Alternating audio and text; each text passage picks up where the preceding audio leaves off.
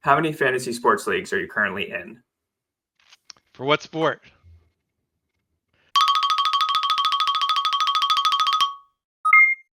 All right, welcome to Reality Checks with Brian Reitz. That's me. On Reality Checks, guests propose a survey question to 1,000 Americans. YouGov runs the poll, and then guests try to predict the results. Today's guest is Rick Wolf, president of GameDay Sports Network. He's here to talk about the importance of statistics in the sports viewing experience. Rick was recently inducted to the Fantasy Sports Writers Hall of Fame, and about a decade and a half ago, the Fantasy Sports Hall of Fame, which now that I know about these, I want to be in them myself. But I'm not. Maybe, I'll stop talking. Rick, welcome and congratulations, and thanks for joining.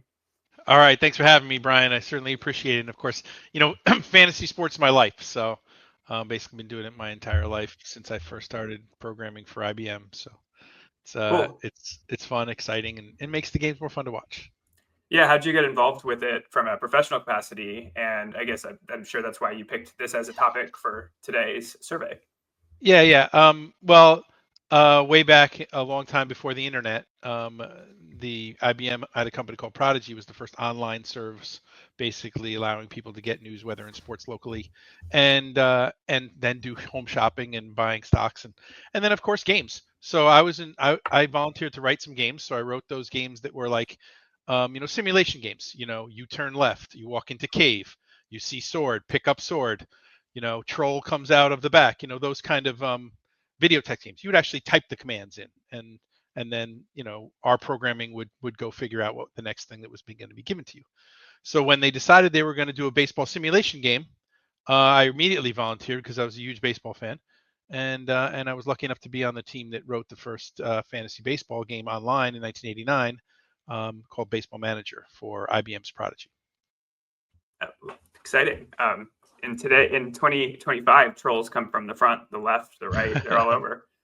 Yeah, yeah, they're all over saying all sorts of things as they hide behind their keyboards. Which actually, at IBM's Prodigy, we made all of those things available between chat and bulletin boards and an email that then took off when the internet hit. So it's very interesting to be on the forefront of something that I didn't realize I was on the forefront of.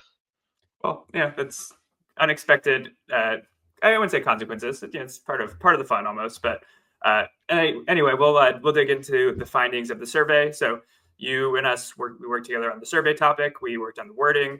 YouGov ran the survey. You haven't seen the results yet. You're finding out for the first time with the viewers. Yeah, yeah. Cool. All right. Sounds good. So first question is: do you think that Americans are more likely to identify as fantasy sports players or sports bettors? Okay, am I allowed to cheat? Because if you're not what would cheating, that you're be? not trying. If you're not cheating, you're not trying. So I mean, I'm part of the Fantasy Sports Gaming Association. We've done research for years and years, tracking fantasy players versus sports bettors. Just recently, in 2022, the sports bettor passed the fantasy sports player. In America, I think it was 20. It's 25.3%, and it's a little less than 23% that are fantasy sports that say they're fantasy sports players. So we've done a lot of research with a different research company. So I would guess that the results are going to be pretty similar.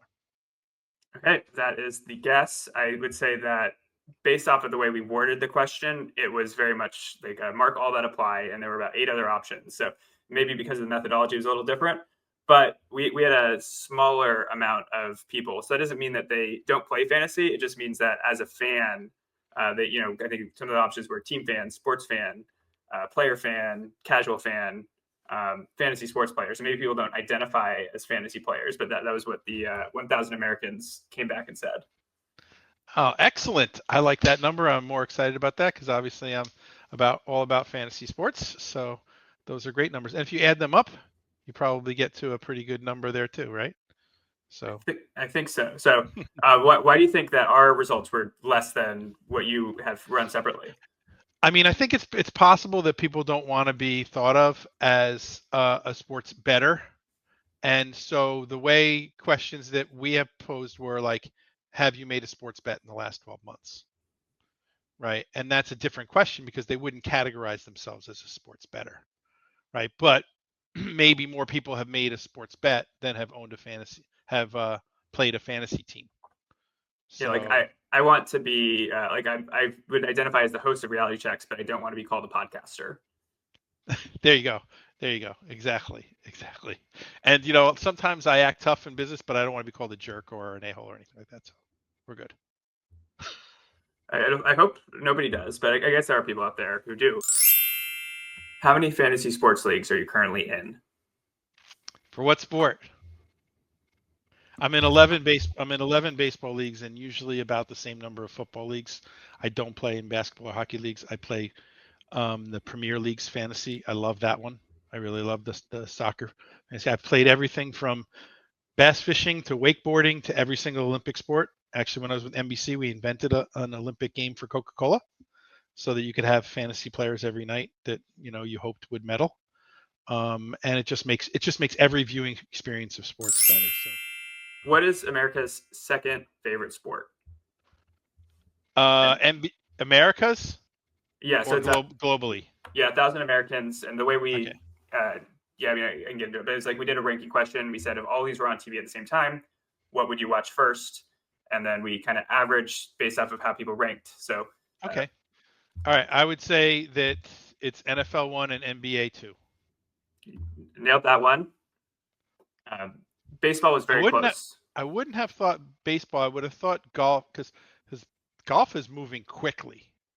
I would have thought it was golf, baseball, and then soccer, hockey. But yeah, cool. I think baseball had a lot more people who were kind of casual fans. It's also baseball season, which maybe I think we know. I've noticed over the years, having done so many research things, that sometimes the timing of when you ask changes what their favorite sport is based on what they were watching last night. They were watching Ohtani pitch last night, then they would be like, oh, baseball's the best. It's true. It's also basketball. I mean, you got the basketball right, but it's also basketball and hockey are in their some might say championship games at the moment. What is it about baseball that is keeping you coming back? Well, I just found this out fairly recently. Unfortunately, my mother passed away a couple of years ago. But 6 or 7 years ago, as we were cleaning things out of our house, I found press clippings that showed that my ancestors had founded baseball with Cartwright's rules, the first ones that added foul lines in. That my ancestor had founded baseball in both New York and in Connecticut. So he was a New York judge. His name is William Venkot, and his boys were cricket rounders players, basically. And when Cartwright's rules came out, they tried to popularize it in New York. So they played in the first game up by Lake Ontario in Oswego, and the second one down in the Gunnery near Milford, Connecticut. And have press clippings of them that are beautiful from August of 1869. And so it's been in my blood the whole time. I just didn't realize it. How many sports fans look up stats not included in the broadcast? So this was kind of getting at the crux of what this topic was. As a percentage? Percentage. I'm going to say 81%. I want to say that's almost exactly right. So this is basically the way we calculated is that none of the above is people who didn't. So 73% about didn't. So 81 is very close. All right. And then people use phones more, which makes sense. Somebody's walking over to their desktop computer to Google something. Yeah, these days, if you're in a bar, even in the stadium, even watching at a venue, watching the game, people are on their phones looking after every play. It's crazy and awesome. Next one is, who's most likely to think real-time stats enhance the viewing experience? And we're looking at football fans, basketball fans, and baseball fans because those were our top three. Mm-hmm. I will say basketball fans will go and look at the statistics the most often. And this is the real-time statistics. Real-time. Mm-hmm. All right. Bad news. I think basketball was the one that was not there, but it was close. This is interesting. It basically says everybody does it for every sport, right? There was a conference I was at a couple of months ago, Sports Pro OTT, I think it was called, and a lot of I remember when I was with NBC, I was running their their digital business development, and we would see a whole bunch of what we called second screen things where people would bring in, these are things that would be on your phone, an app or whatever. At that conference recently, they were saying that the phone is the first screen and the television is actually the second screen. And so they were like saying it's flipped, because the engagement and the things that the people who are engaged, the 73% that we just talked about, those people will make exponentially more money for them. So they're after that as the target market. So the phone is the first screen that's actually the target for, advertisers and media companies now. So because I guess on the phone you can actually have an action, whereas if it's a TV, it's a broadcast. And then this was kind of the main question. So which sports fans do you think are the most stats obsessed? Okay, and I would say that the baseball fans are the most stats obsessed, but not necessarily real time. Like, they'll look at the box scores after the games are over much more than, say, the football fan or the basketball fan does. And then what about because I think that question was about, like, while the broadcast is on, what would you do to look up stats that aren't included in the broadcast? Oh, so it's real time stats. I guess real time, or it would be prediction, prediction, or EPL, or anything, betting odds, any fantasy stats, anything that, I guess that is real time stats too. But. So I think more people will look at football then, because there are so many more fantasy football players. So people are so interested in understanding whether or not they're winning or losing their games real time. Cool. And then what about you? I guess what was your top sport? Well, I'm a baseball nerd, like an uncomfortable baseball nerd. Like, I read every box score at the end of every single night. Like, I have to look at every statistic in every game. So I mean, I don't think I fit into any box of any normal sports fan. So do you think that you could tell, like, without watching a game, you could look at a box score and know exactly what happened? I think there's a story you could tell yourself, but you can't really tell whether or not it was a bloop hit or a line drive. And so there's a difference, or whether there's a great play, you can't tell that out was great or not. So the box score is hard to tell that from. I think the play-by-play tells it very well in football. It tells the story very well in football. In other sports, not as well. So when you look at the summary, or you're watching a live game, on whatever platform you do, MLB.com, you're watching a live baseball game, then you see trajectory and hardness, and you see where the ball's hit, and you see how the ball's played.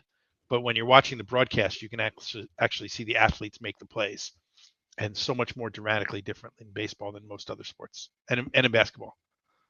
We'll reveal the results. So which sports fans are the most stats obsessed?